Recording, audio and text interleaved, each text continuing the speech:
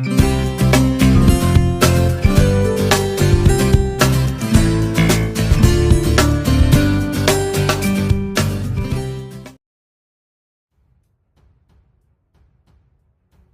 اللہ الرحمن الرحیم۔ السلام علیکم دوستو، امید آپ سب خیر و عافیت سے ہوں گے۔ ابراہیم لودھی ایپیسوڈ 2۔ ابراہیم لودھی کی اب 2 مہمیں جلال الدین کو جونپور سے دہلی لانے کے لیے ناکام ہو چکی تھی۔ پہلے اس نے ہیبت خان گرگ انداز کو آزمایا، وہ ناکام رہا۔ اس کے بعد بہت سے سرکردہ سالاروں اور امرا کو جونپور کی طرف روانہ کیا، لیکن وہ بھی جلال الدین کو بہلا پھسلا کر جونپور سے دہلی لانے میں ناکام ہوئے۔ ان 2 ناکامیوں کے بعد ابراہیم لودھی بڑا برافروختہ اور غضبناک ہوا، لہٰذا اس نے اپنے چھوٹے بھائی کے خلاف ایک تیسرا حربہ اختیار کرنے کا فیصلہ کیا۔ اس نے تیز رفتار قاصد جونپور اور ان علاقوں کی طرف روانہ کیے جو اس کے چھوٹے بھائی جلال الدین لودھی کی حکومت کے تحت کیے گئے تھے۔ ان علاقوں میں جس قدر امرا، روسا، سالار اور جاگیردار تھے، ان کی طرف ابراہیم لودھی نے مہربانی اور محبت بھرے خط لکھے۔ قاصدوں کے ذریعے خطوط کے علاوہ ان کی طرف انعامات اور تحائف بھی روانہ کیے۔ کسی کی طرف ہاتھی، کسی کی طرف گھوڑے، کسی کی طرف بھاری رقوم روانہ کی، اور قاصدوں کے ذریعے ان سب کو یہ پیغام دیا کہ وہ کسی بھی صورت اس کے بھائی جلال الدین لودھی کی فرما برداری اور اطاعت نہ کریں، نہ ہی جونپور میں اس کے پاس جا کر سلام کرنے کے لیے حاضر ہوں، نہ ہی اس کا استقبال کریں۔ ابراہیم لودھی نے بہت سے امرا کو خاص خلت بھی بھجوائے اور بعض پر در پردہ نوازشیں بھی کی، اور سب کو مزید کہا کہ جو ہی اس کا یہ پیغام ان کے پاس پہنچے وہ اس کے بھائی جلال الدین لودھی سے الگ ہو جائیں، اس کا حکم ماننے سے انکار کر دیں۔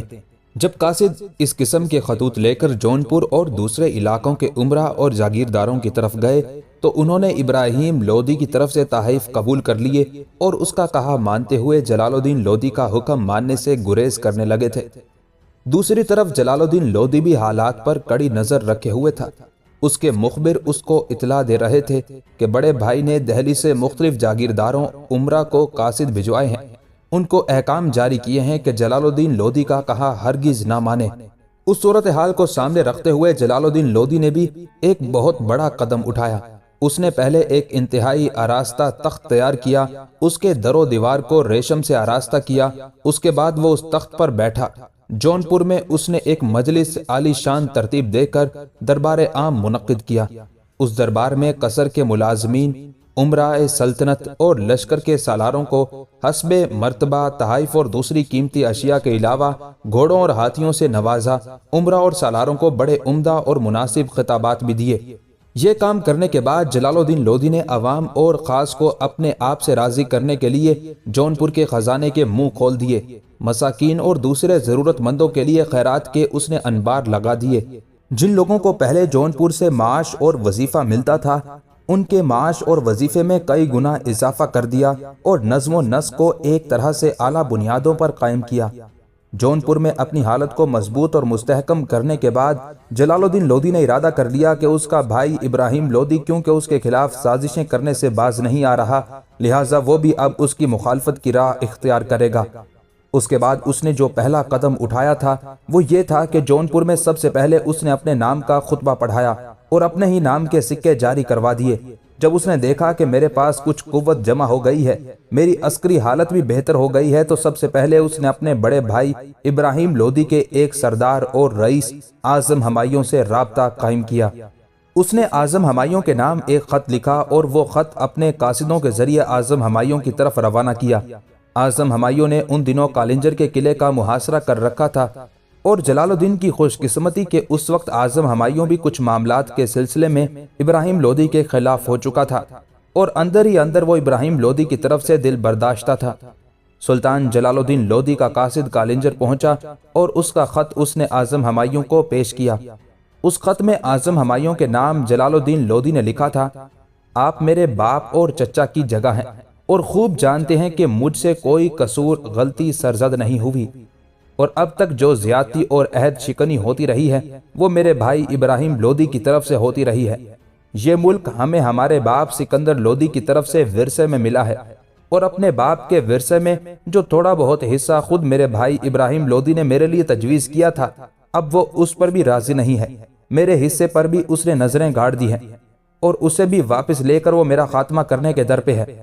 حالانکہ ابراہیم لودھی میرا حقیقی بھائی ہے، پھر بھی صلہ رحمی کے شیشے کو وہ بے مروتی کے پتھر سے توڑنے کے در پہ ہو چکا ہے۔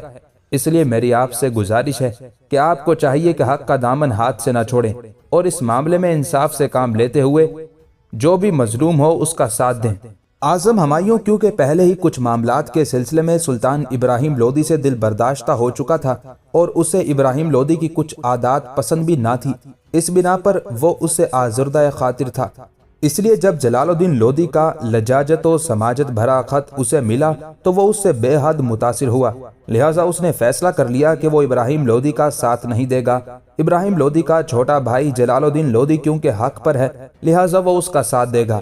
یہ فیصلہ کرنے کے بعد اعظم ہمایوں نے کالنجر کے قلعے کا محاصرہ ترک کر دیا اور جلال الدین لودھی کا ساتھ دینے کا ارادہ کر لیا اور اس کی طرف روانہ ہو گیا۔ اعظم ہمایوں اور جلال الدین لودھی کے درمیان یہ طے پایا کہ پہلے جون پور کی سلطنت کو تقویت بخشنی چاہیے، اس میں وسعت پیدا کرنی چاہیے، اور جب دیکھیں گے کہ ہماری طاقت و قوت خوب ہو گئی ہے تو براہ راست ابراہیم لودھی سے ٹکرانے کی کوشش کریں گے۔ جلال الدین لودھی نے اعظم ہمایوں کی اس تجویز سے اتفاق کیا تھا۔ اس کے بعد دونوں متحد ہوئے اور یہ فیصلہ کیا کہ سب سے پہلے اودھ کا رخ کرنا چاہیے۔ اودھ پر حملہ آور ہو کر اس سارے علاقے کو اپنے قبضے میں لے کر اپنی طاقت اور قوت کو مزید استحکام بخشنا چاہیے، اس کے بعد کھم ٹھونک کر ابراہیم لودھی کے سامنے آ جانا چاہیے۔ جلال الدین لودھی نے اس سے اتفاق کیا، لہٰذا دونوں اپنے متحدہ لشکر کو لے کر اودھ کی طرف بڑھے۔ اودھ میں اس وقت ابراہیم لودھی کی طرف سے ایک شخص سعید خان بن مبارک خان حاکم تھا۔ پہلے تو اس نے ارادہ کیا کہ ابراہیم لودھی کی خوشنودی حاصل کرنے کے لیے اعظم ہمایوں اور جلال الدین لودھی سے ٹکرا جائے۔ جو لشکر اس کے پاس تھا اس کے ساتھ وہ نکلا اور ان کی راہ روکنے کی کوشش کی، لیکن بدترین شکست کھائی اور بھاگ کھڑا ہوا۔ اودھ کا حاکم سعید خان پہلے لکھنؤ کی طرف بھاگا، اس کے بعد اس نے کڑا شہر کا رخ کیا۔ وہاں پہنچ کر اس نے ساری صورتحال سے ابراہیم لودھی کو آگاہ کر دیا تھا۔ یہ خبر سن کر ابراہیم لودھی بڑا پریشان اور فکر مند ہوا۔ وہ یہ سوچنے لگا تھا کہ اعظم ہمایوں کے جلال الدین لودھی کے ساتھ مل جانے کے باعث اب ہر روز ان کی طاقت اور قوت میں اضافہ ہوتا چلا جائے گا اور وہ اس کے لیے مصیبت کا باعث بھی بن سکتے ہیں۔ اس موقع پر ابراہیم لودھی کو اپنے سامنے ایک اور مصیبت اور دشواری دکھائی دینے لگی۔ دراصل جلال الدین لودھی سلطان ابراہیم لودھی کا سگا بھائی تھا اور اس کے کچھ اور بھائی بھی تھے جن کی تعداد 4 تھی، جو باپ سے سگے اور ماں سے سوتیلے تھے، اور اس وقت وہ ابراہیم لودھی ہی کے ساتھ تھے۔ ابراہیم لودھی کو جب اعظم ہمایوں اور جلال الدین لودھی کے اودھ پر حملہ آور ہونے کی خبر ملی تو اس وقت اس نے ہانسی میں قیام کیا ہوا تھا۔ یہ خبر سن کر اس نے جو پہلا قدم اٹھایا وہ یہ تھا کہ اپنے 4 بھائیوں کو اس نے ہانسی کے قلعے میں بند کر دیا اور اپنے ایک سالار محمد خان کو اس نے ہانسی کا حاکم مقرر کیا اور 500 بہترین سواروں کو اس کی کمانداری میں دے کر اس نے اپنے سارے عمرہ اور سالاروں کا اجلاس طلب کر لیا۔ اس اجلاس میں یہ طے پایا کہ چیدہ چیدہ منتخب اور تجربہ کار لشکریوں کا ایک خاصا بڑا اور جرار لشکر تیار کیا جائے اور اس لشکر کے ساتھ اعظم ہمایوں اور جلال خان لودھی کا مقابلہ کیا جائے۔ اس فیصلے کو ابراہیم لودھی نے پسند کیا اور اس پر عمل کرنے سے پہلے اس نے عمرہ، سالاروں، جاگیرداروں اور دوسرے سرکردہ لوگوں کو اپنے ساتھ ملانے کی خاطر ان کے منصب میں اضافہ کیا، انہیں زر و مال سے نوازنا شروع کیا، ان کی خوشنودی اور شکر گزاری حاصل کرنے کے لیے طرح طرح کے تحائف سے انہیں نوازا۔ اس کے بعد لشکریوں کو اپنا مخلص اور اپنا ہم نوا بنانے کے لیے اس نے پورے لشکر کو 1 ماہ کی تنخواہ بطور انعام بھی دینے کا حکم دیا۔ یہ سارے انتظامات کرنے کے بعد جمعرات کے روز 24 ربیع الاخر کو ابراہیم لودھی ایک جرار لشکر لے کر جون پور کی طرف روانہ ہوا۔ ابراہیم لودھی ابھی راستے ہی میں تھا کہ اسے خبر ملی کہ کچھ امور کی وجہ سے اعظم ہمایوں اور جلال الدین لودھی کے درمیان اختلاف رائے پیدا ہو گیا، اور یہ کہ اعظم ہمایوں جلال الدین لودھی کو چھوڑ کر اس کی طرف روانہ ہو گیا ہے۔ جب ابراہیم لودھی کو یہ خبر ملی کہ اعظم ہمایوں جیسا سالار اس کے بھائی جلال الدین لودھی سے برگشتہ ہو کر اس کی خدمت میں حاضر ہونے کے لیے آ رہا ہے تو یہ خبر سن کر وہ بے حد خوش ہوا۔ جہاں تھا وہیں اس نے قیام کر لیا، لشکر کو خیمہ زن ہونے کا حکم دیا، وہاں اس نے دربار لگایا۔ جب اسے خبر ملی کہ اعظم ہمایوں اب اس جگہ کے قریب آ گیا ہے جہاں اس نے قیام کیا ہے تو اس نے بہت سے بڑے بڑے عمرہ، سالاروں اور کچھ جاگیرداروں کو اس کے استقبال کے لیے روانہ کیا۔ جب اعظم ہمایوں کو اس طرح عزت احترام کے ساتھ ابراہیم لودھی کے پاس لایا گیا تو ابراہیم لودھی نے اسے طرح طرح کے القابات شاہانہ سے سرفراز کیا اور خلعت خاص، کمربند، مرصع، خنجر اور ایک ممتاز اور معروف ہاتھی تحفے میں اسے دیا۔ اب ابراہیم لودھی بڑا خوش تھا۔ پہلے وہ فکر مند تھا کہ اعظم ہمایوں اس کے بھائی جلال الدین لودھی سے مل گیا ہے تو اس کی دیکھا دیکھی کچھ اور سالار اور والی بھی جلال الدین کا ساتھ دے سکتے ہیں، اس طرح ابراہیم لودھی کے لیے مصیبتوں کا باعث بن سکتے تھے۔ اب جب اعظم ہمایوں نے جلال الدین کا ساتھ ترک کر دیا تب ابراہیم لودھی یہ خیال کرنے لگا کہ اپنے بھائی جلال الدین لودھی پر قابو پانا کوئی مشکل نہیں ہے۔ دوسری طرف جب اعظم ہمایوں نے جلال الدین لودھی کا ساتھ ترک کر دیا تب جلال الدین نے اپنے لشکر کے ساتھ کالپی شہر میں جا کر قیام کیا۔ دوسری طرف ابراہیم لودھی کو بھی خبر ہو چکی تھی کہ جلال الدین ایک لشکر لے کر کالپی کی طرف روانہ ہوا ہے، تب وہ بھی پورے لشکر کو لے کر کالپی کی طرف روانہ ہوا۔ یہ خبر سن کر جلال الدین نے اپنے چند متعلقین کو تو کالپی ہی میں چھوڑا اور خود 30,000 سواروں اور چند ہاتھیوں کو لے کر وہ آگرہ کی طرف روانہ ہوا اور چاہتا تھا کہ آگرہ پر حملہ آور ہو کر اس پر قبضہ کر لے۔ دوسری طرف ابراہیم لودھی کو ابھی تک یہی خبر پہنچی تھی کہ اس کا بھائی اپنے لشکر کے ساتھ کالپی شہر میں مقیم ہے، لہٰذا وہ بڑی تیزی اور برق رفتاری کے ساتھ کالپی شہر کی طرف بڑھا۔ اس کا ارادہ تھا کہ آگے بڑھ کر کالپی کا محاصرہ کرے گا۔ جلال الدین لودھی کو باہر سے کوئی چیز جانے ہی نہیں دے گا، اس بنا پر وہ تنگ آ کر اس کے سامنے ہتھیار ڈالنے پر مجبور ہو جائے گا۔ لیکن ابراہیم لودھی جب اپنے لشکر کے ساتھ کالپی پہنچا تو اسے خبر ہوئی کہ اس کا بھائی تو اپنے 30,000 لشکریوں کے ساتھ کالپی سے نکل کر آگرہ کا رخ کر چکا ہے۔ تب وہ بڑا غضبناک ہوا، تاہم اس نے کالپی شہر کا محاصرہ کر لیا تھا۔ کالپی شہر کے لوگوں کے خلاف بھی ابراہیم لودھی کو بڑا غصہ تھا، اس لیے وہ یہ سوچ رہا تھا کہ کالپی شہر والوں نے آخر اس کے بھائی جلال الدین لودھی کو شہر میں مقیم ہی کیوں ہونے دیا۔ اسی غصے اور غضبناکی میں اس نے بڑی شدت سے کالپی شہر کا محاصرہ کر لیا اور چند ہی دنوں کے محاصرے کے بعد شہر پر وہ قابض ہو گیا اور شہر کے اندر اس نے تباہی اور بربادی کا خوفناک کھیل کھیلا، شہر کی لوٹ مار کی۔ اس طرح کالپی شہر کے لوگوں کے خلاف ابراہیم لودھی نے اپنے غصے کا اظہار کیا۔ اب ابراہیم لودھی کالپی شہر میں داخل ہوا۔ جلال الدین لودھی تو آگرہ جا چکا تھا، خود ابراہیم لودھی کالپی شہر ہی میں مقیم رہا اور اپنے ایک سالار ملک آدم کاکڑ کو ایک بہت بڑا لشکر دیا اور اسے حکم دیا کہ وہ اس کے بھائی جلال الدین لودھی کے پیچھے ہی پیچھے آگرہ کی طرف روانہ ہو جائے اور جلال الدین سے آگرہ شہر کی حفاظت کرے۔ ادھر جلال الدین لودھی ملک آدم کاکڑ سے پہلے ہی آگرہ جا پہنچا تھا۔ آگرہ پر ایک طرح سے اس نے قبضہ کر لیا تھا۔ اس موقع پر جلال الدین لودھی کے کچھ سالاروں نے اسے مشورہ دیا کہ جس طرح ابراہیم لودھی کالپی شہر پر حملہ آور ہوا، کالپی شہر کی اس نے لوٹ مار کی اور تباہ و برباد کیا، اسی طرح انہیں بھی حکم دیا جائے کہ وہ آگرہ شہر میں تباہی و بربادی کا کھیل کھیلے، یہاں بھی لوٹ مار کرے تاکہ آگرہ شہر کی تباہی دیکھ کر ابراہیم لودھی عبرت پکڑے اور آئندہ کسی شہر پر اس طرح حملہ آور ہو کر تباہی و بربادی کا کھیل نہ کھیلے جو کھیل اس نے کالپی شہر میں کھیلا تھا۔ لیکن جلال الدین لودھی اپنے سالاروں لشکریوں کو آگرہ شہر کی لوٹ مار اور تباہی اور بربادی کا کھیل کھیلنے سے قطعی طور پر منع کر دیا تھا۔ ابراہیم لودھی کا سالار ملک کاکڑ جب آگرہ پہنچا تو اس وقت تک جلال الدین لودھی آگرہ پر قبضہ کر چکا تھا۔ جلال الدین لودھی کے پاس اس وقت 30,000 سواروں پر مشتمل ایک لشکر تھا۔ ملک کاکڑ جانتا تھا کہ اگر اس نے اس موقع پر آگرہ کے نواح میں جلال الدین لودھی سے ٹکرانے کی کوشش کی تو جلال الدین لودھی اسے بدترین شکست دے گا۔ اس طرح شکست کی صورت میں ملک آدم کاکڑ کو خدشہ تھا کہ وہ ابراہیم لودھی کی نگاہوں میں گر جائے گا۔ اس حالت کو سامنے رکھتے ہوئے ملک آدم کاکڑ نے جلال الدین لودھی کی طرف پیغام بھیجا، اگر جلال الدین لودھی سلطنت، حکمرانی اور بادشاہت کی ہوس سے باز آ جائے، جو طریقہ اس نے اختیار کر رکھا ہے اسے ترک کر دے اور تخت و تاج کی خواہش سے دستبردار ہو کر وہ اپنے آپ کو حالات کے حوالے کر دے۔ اگر وہ ایسا کرے گا تو ملک آدم کاکڑ نے اسے یقین دلایا کہ وہ سلطان ابراہیم لودھی سے درخواست کرے گا کہ وہ جلال الدین لودھی کے سارے قصور معاف کر دے۔ ملک آدم کاکڑ نے اسے یہ بھی یقین دلایا کہ وہ اپنی طرف سے پوری کوشش کرے گا کہ جلال الدین لودھی کو کم از کم کالپی کے صوبے کا حاکم مقرر کر دیا جائے۔ اس موقع پر اگر جلال الدین لودھی دانش مندی، عقل و بصیرت سے کام لیتا تو وہ بہت کچھ حاصل کر سکتا تھا۔ اس کے پاس بہترین 30,000 سواروں کا لشکر تھا جس کے ساتھ وہ آگرہ شہر سے نکل کر ملک آدم کاکڑ کو بدترین شکست دینے کے بعد آگرہ کے علاوہ بہت سے دوسرے شہروں پر بھی قبضہ کر سکتا تھا۔ اس طرح اس کی طاقت اور قوت میں اضافہ ہو سکتا تھا۔ لیکن مورخین لکھتے ہیں کہ بد نصیب جلال الدین لودھی نے، جو کاروبار سلطنت سے کوئی مناسبت نہ رکھتا تھا، اپنے پاس 30,000 سواروں اور 1,000 ہاتھیوں کا لشکر رکھنے کے باوجود ملک آدم کاکڑ کی اس شرط کو قبول کر لیا۔ جس وقت ملک آدم کاکڑ نے اپنی شرائط پیش کی تھی، اس وقت جلال الدین کے بہت سے عمرا نے جلال الدین لودھی کو سمجھایا کہ 30,000 سواروں کا لشکر اور 1,000 ہاتھی رکھنے کے باوجود اگر ہم ملک آدم کاکڑ کی شرائط کو قبول کر لیں تو یہ ایک طرح کی بزدلی ہے۔ انہوں نے جلال الدین لودھی پر یہ بھی انکشاف کیا کہ اس نے شرائط کو قبول کرتے ہوئے ہتھیار ڈال دیے تو ابراہیم لودھی کسی بھی صورت اسے زندہ نہیں چھوڑے گا۔ جلال الدین لودھی کو انہوں نے یہ بھی یاد دلایا کہ وہ گزشتہ کئی سال سے اس کا نمک کھا رہے ہیں، اس کا ساتھ دے رہے ہیں۔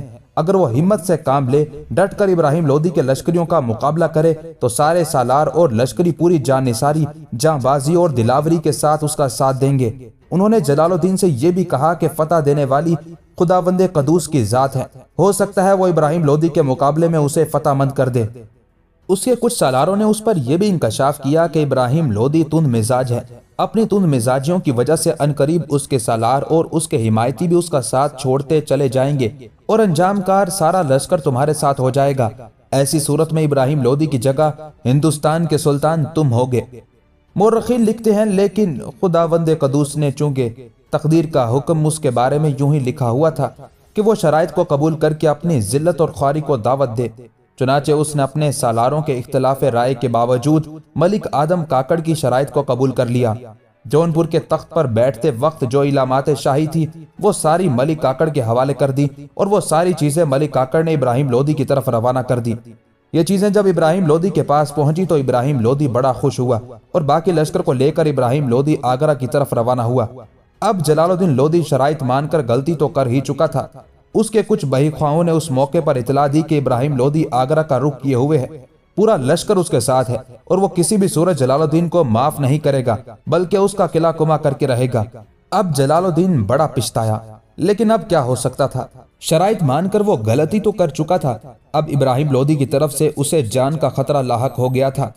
اس نے جب سنا کہ ابراہیم لودھی آگرہ کا رخ کیے ہوئے ہے تب آگرہ سے نکل کر وہ گوالیار کی طرف بھاگا اور گوالیار کے راجہ کے ہاں اس نے پناہ لی۔ ابراہیم لودھی نے خود تو لشکر کے ایک حصے کے ساتھ آگرہ ہی میں قیام کیا، لشکر کا ایک حصہ اس نے اعظم ہمایوں کی سرکردگی میں دیا اور اسے گوالیار پر حملہ آور ہونے کے لیے روانہ کیا۔ جلال الدین لودھی کو خبر ہوئی کہ اعظم ہمایوں اس کی وجہ سے گوالیار پر حملہ آور ہونے کے لیے پیش قدمی کر رہا ہے۔ تب جلال الدین اپنی جان کے خوف سے گوالیار سے بھی نکلا اور مالوا کا اس نے رخ کیا۔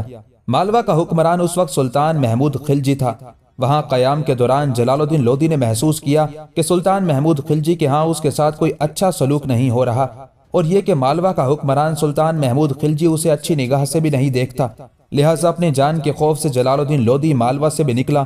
اس کی بدقسمتی کہ ابھی وہ راستے ہی میں تھا کہ کچھ گواروں کے ہاتھوں گرفتار ہو گیا، جنہوں نے اسے سلطان ابراہیم لودھی کی خوشنودی حاصل کرنے کے لیے اس کی طرف روانہ کر دیا۔ دوسری طرف اعظم ہمایوں اپنا لشکر لے کر گوالیار پہنچا۔ گوالیار کا اس نے محاصرہ کر لیا۔ اس کے وہاں پہنچنے سے پہلے ہی جلال الدین لودھی گوالیار سے نکل کر مالوا کے حکمران سلطان محمود خلجی کے پاس جا چکا تھا۔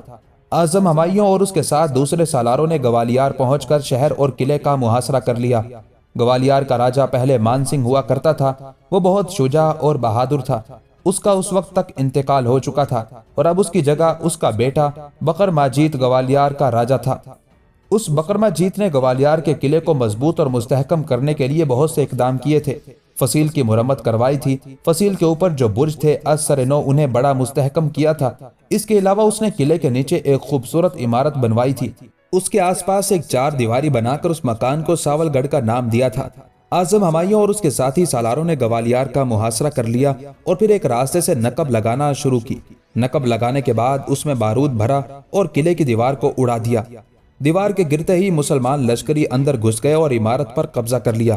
جب اعظم ہمایوں اور اس کے لشکری قلعے میں داخل ہوئے تو انہوں نے دیکھا کہ قلعے پر ایک گائے کی مورتی نصب تھی جس کی اس وقت کے ہندو پرستش کرتے تھے۔ اس گائے کو شاہی فرمان کے مطابق قلعہ آگرہ بھیج دیا گیا۔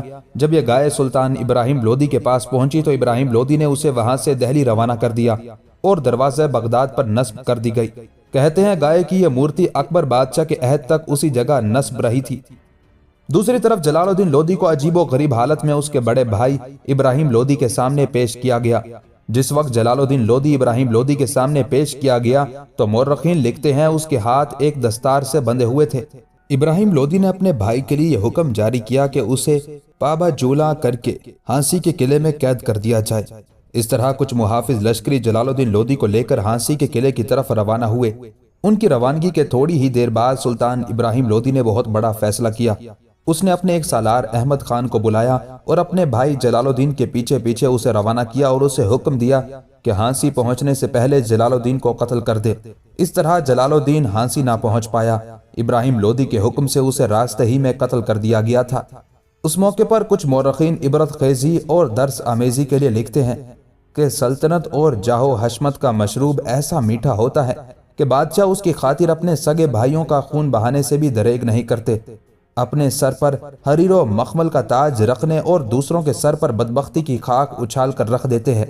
मौरखीन ये भी लिखते हैं कि वो लोग जो मुल्क व हुकूमत और हुक्मरानी की खातिर दुखे दिल वालों का खून बहाते हैं, कारकुनाने कज़ा व कदर ऐसा ही घूंट उनके सागरे हयात में उंडेल देते हैं और वो भी ऐसे ही अंजाम बद को पहुँचते हैं जिस अंजाम तक उन्होंने दूसरों को पहुँचाया हो।